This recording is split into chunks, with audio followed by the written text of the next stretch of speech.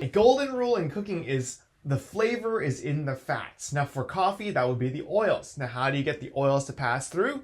It's by suspending the grinds, because the grinds prevents the oils from falling through. Now for the flavors to pass through, you actually have to have fully extracted grinds first, and then you suspend it. So by pouring slowly, you're able to have a longer first drip, and then you use a stirring to fully lift everything. Now the lifting itself can, in theory, seem like there's going to be a lot of over extraction because you're stirring so much. But by continually moving the grinds in the same direction, you're not actually creating a lot of agitation. It's just like the idea of driving a car. If you never brake, you're not using as much gas. And so you're not really agitating. There's not slow speed up. There's not a lot of additional movement. You're just kind of keeping everything suspended in a motion. So you're going to fully extract in the very early phase, and then you're going to just let it drain while you stir, because then the oils get to pass through. So the theory behind stirring and creating a lot of flavors is because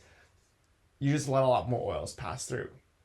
So the stir itself kind of induces another question, like how do you stir, how fast do I stir, and why am I stirring? Now, some different coffee beans, they sink at different rates. If you actually brew a lot of different kind of coffees and you have a bit more experience like I do, I've noticed that, for example, like lighter roast or certain regions, particularly like Brazil or Ethiopia, some of the more common ones at least, they sink very quickly. And so the beans that sink very quickly, you want to suspend them for longer, and you want to suspend it for higher. So you want to stir faster. Now, you might think that the stirring faster might actually sink it faster. That is not true, because when you stir, when you have more energy, more centrifugal force, it kind of keeps it more afloat. Whereas for beans that take longer to sink, you want to stir slower. So medium to darker coffees or things like Colombia. I find Guatemala is kind of like nice in the middle, but I generally find like Colombia or like Nicaragua, Sumatra, some Indian coffees, they tend to take a long time to sink. So you want to pour slower and stir. Actually, specifically, you want to stir lower and then stir slower as well.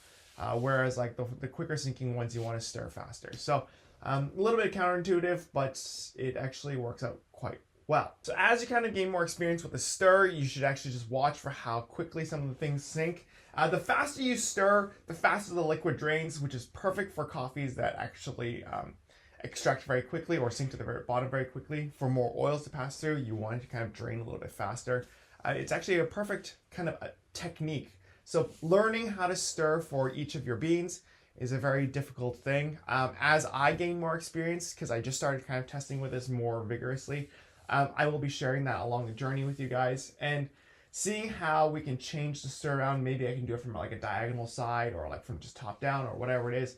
It's a variable that I think is very worth spending a lot of time delving into. So anyways, if you guys kind of like this video, make sure to give me a thumbs up. Subscribe if you want to see more of how I'm going to learn how to stir and how we can improve our coffees like that.